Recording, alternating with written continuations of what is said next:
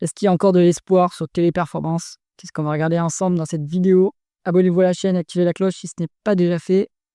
On commence tout de suite avec le cours de l'action de Téléperformance. Bon, on en est à presque une division par 6 maintenant. Donc 68 € contre un plus haut à 360. Publication très mal reçue par le marché, moins 20% vendredi 1er août.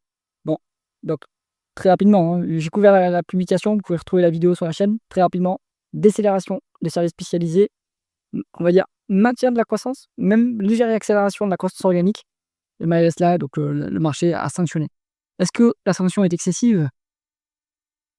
Ben après, on sait que Téléperformance, c'est il y a un narratif intelligence artificielle qui pèse sur le cours. Il y a des vendeurs à découvert aussi qui pèsent sur le cours. Mais je suis pas du tout conspirationniste, hein. C'est sûr que la publication est décevante, hein, donc les éléments font que les variations de cours sont amplifiées, mais de toute façon, ça méritait une sanction, donc quoi qu'il arrive, hein, vu que la publication est quand même relativement médiocre. Alors, croissance du chiffre d'affaires. À ce niveau-là, on peut dire que sur 10 ans, c'est quand même pas mal, hein. On est à 16% en médiane, 15% en médiane. Ça décélère. Alors, après, c'est complètement brouillé, hein. Vous regardez, en fait, on a fait 24 milliards d'acquisitions sur 10 ans. La market cap est à 4 milliards. Où est passé tout ce fric là? Tout ce pognon qui a été dépensé, pourquoi il ne se retrouve pas dans les fonds propres de l'entreprise? Bah, bon, d'une part, les fonds propres de l'entreprise, ils sont très dévalorisés, hein. Si on regarde en price to book, maintenant, on est sur quelque chose qui se paye. Bon, là, on est quand même à une fois, on n'a même pas de décote sur capitaux propres. Bien. Donc, voilà, le marché est complètement pessimiste sur Téléperformance. Pourtant, il y a de la croissance, mais c'est la croissance qui est achetée, assez cher payée et qui, du coup, fait augmenter la dette de l'entreprise. On va voir ça après. Il y a plus de donc croissance organique plutôt médiocre, il y a pas de réaccélération. Le salut ne vient pas de la croissance externe pour l'instant. Mais bon, est-ce qu'on perd des parts de marché à cause de l'IA? En fait, le management n'est pas du tout clair là-dessus et c'est difficile à évaluer. Si on perd des parts de marché à cause de l'IA, c'est structurel et donc le business est condamné. Si c'est un problème cyclique à cause des donneurs d'ordre qui sont les grandes entreprises, hein, qui sous-traitent à Téléperformance, bah là, c'est difficile parce que c'est quand même quelque chose qui est cyclique et je pense que les donneurs d'ordre vont revenir et vont repasser des commandes. Donc, pour l'instant, c'est difficile à dire. Le message est brouillé. Bon, donc, en fait, il y a de la croissance. C'est la croissance externe. C'est la croissance qui est achetée. Au niveau des marges,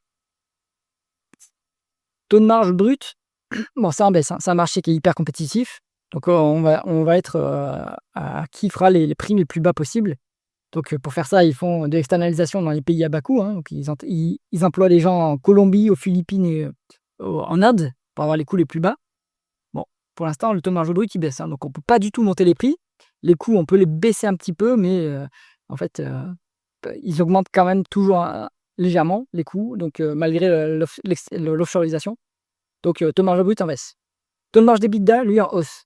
Donc, c'est plus important. En fait, le plus important dans les taux de marge qu'il faut regarder, ce sont les taux de marge d'EBITDA ou taux de marge opérationnel, parce que c'est vraiment là-dessus que le management peut avoir une valeur ajoutée, en rendant les opérations beaucoup plus efficientes.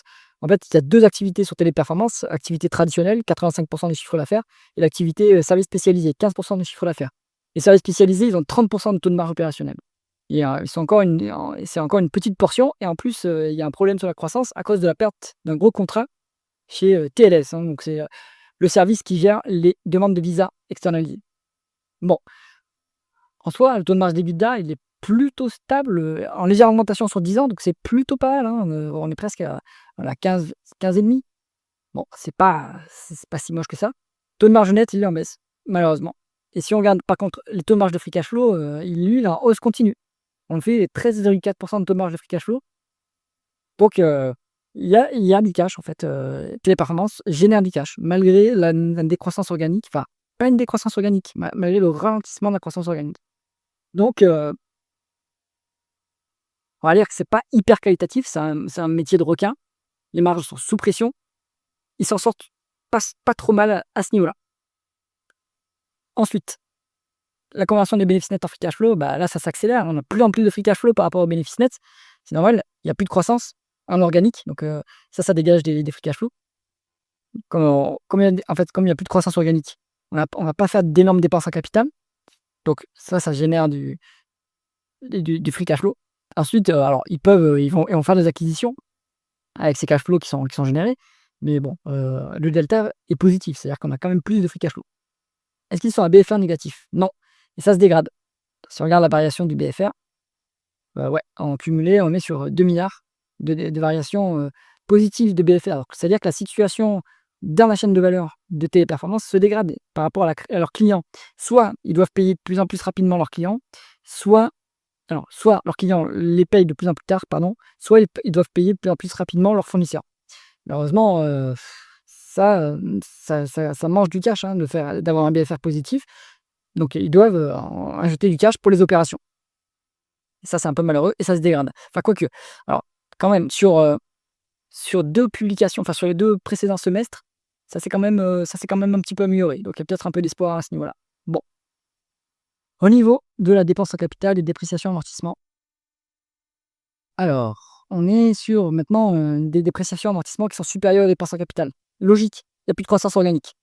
Il y a aussi 4,8 milliards de other non-cash items. Donc là, je ne sais pas de quoi il s'agit. Donc il faudrait regarder dans les tableaux de flux de trésorerie. Mais en tout cas, on est sur une boîte qui, structurellement va générer des free cash flow et ça, c'est logique. Donc à choisir, il vaudra mieux utiliser free cash flow plutôt que les bénéfices nets pour valoriser l'entreprise. Bon.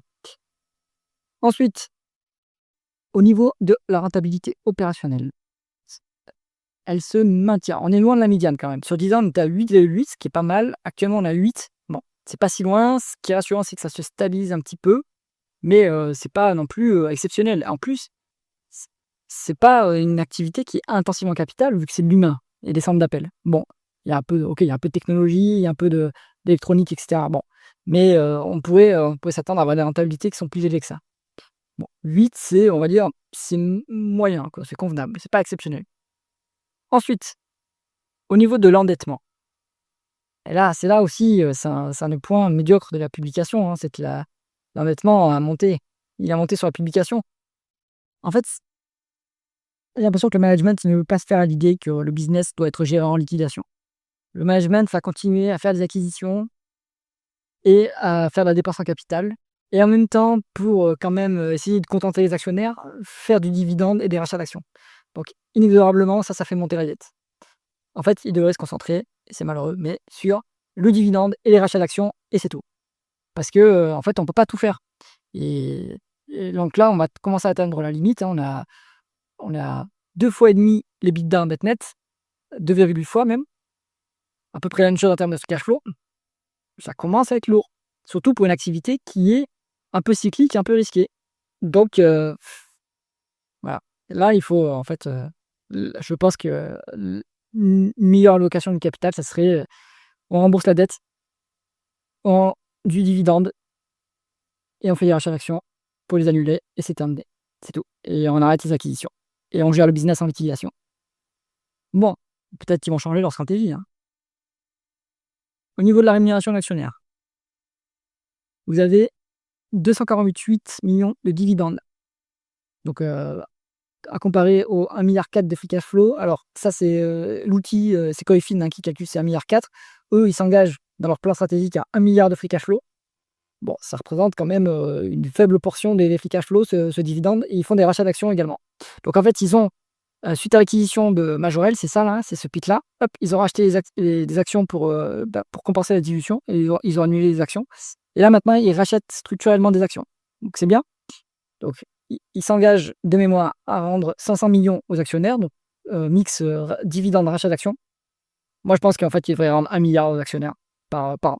Donc monter le dividende, doubler le dividende et doubler le rachat d'actions et puis, allez, si on veut être safe, peut-être pas doubler, mais ils devraient faire, au moins 500 millions de dividendes et un peu de rachat d'actions et c'est tout ce qu'il y a, à mon avis, tout ce qu'il faudrait faire. Donc actuellement, on a un rendement d'actionnaire qui est à 8,7 un rendement du dividende qui est à 6 mais c'est malheureusement, ça, c'est pour faire patienter les actionnaires, mais ça a pas d'intérêt parce que, les actionnaires qui cherchent des rendements aussi élevés, ce sont des rentiers.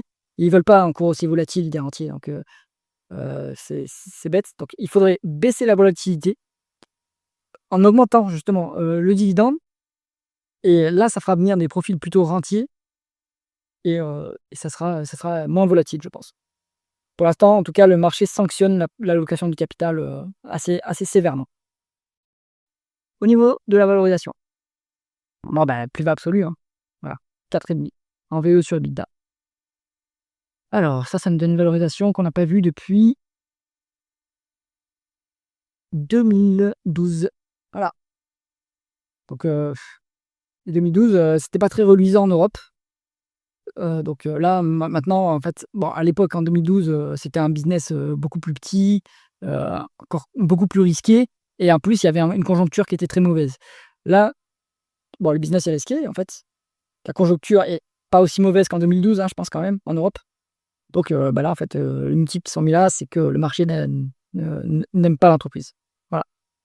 Donc si on regarde en alors, ouais, on peut regarder en price to cash flow, en price earning, mais ça a pas de sens puisqu'il y a beaucoup de dettes. Donc il faut prendre absolument la valeur d'entreprise pour valoriser, pour la valoriser et on n'a pas la valeur d'entreprise sur free cash flow ou valeur d'entreprise, sur bénéfice. Bon, bah, du coup, la valorisation, est quand même hyper basse, hein, mais est-ce que le nouveau multiple, en fait, c'est là, on est à 10,5 sur 5 ans, mais en fait, est-ce que le nouveau multiple, c'est pas 6,4 par exemple? Donc là, vous avez peut-être, 20-25 de décote. Bon. Ah, conclusion du dossier Téléperformance, celui-là, il me fait souffrir. Je continue alors, donc j'avais un tout petit peu allégé le jour d'avant la publication. Je continue, c'est quand même, ça reste une position assez significative dans mon portefeuille stock picking. Je je suis prêt à invalider ma thèse d'investissement si on n'a pas les 1 milliard de free cash flow qui sont livrés. Si on n'a pas les 1 milliard de free cash flow, c'est le seul intérêt du dossier. Dans ce cas-là, bah non, terminé quoi. Ça vaut pas le coup d'être investi dans un dossier aussi volatile et en fait, bon, en fait, je pense savoir comment va se terminer l'affaire. Alors, ils vont devoir, sous pression, changer l'allocation du capital et donc ça sera à cause de la dette qui va monter. Si ça monte trop, ça va être une énorme sanction et après ils seront potentiellement rachetés, à très, très bas prix, quoi. Il y aura une OPA puisque le capital est très éclaté. Qu'est-ce qu'il y a de valeur après dans cette activité? En fait, les services spécialisés ont quand même de la valeur, certains, pas tous, mais je pense qu'en fait, ça finira que s'ils ne changent pas l'allocation du capital, la boîte va se faire racheter, OPA classique, le management va être dégagé et la boîte va être splittée et les actifs qui ont un peu de valeur, ils vont être mis dans une boîte d'un côté, et puis ceux qui ont pas de valeur, ils seront gérés en liquidation, quoi. Et voilà comment ça se terminera. C'est qu'une prédiction. Peut-être qu'il y aura un Irak et que l'application du capital va changer et que du coup le marché acceptera que, le management a changé. Pour l'instant, bon là il y a de l'excès quand même, mais je pense que pour l'instant, avec ce qu'on voit, il y a pas de raison d'espérer aller plus haut que les 85 € ici, quoi.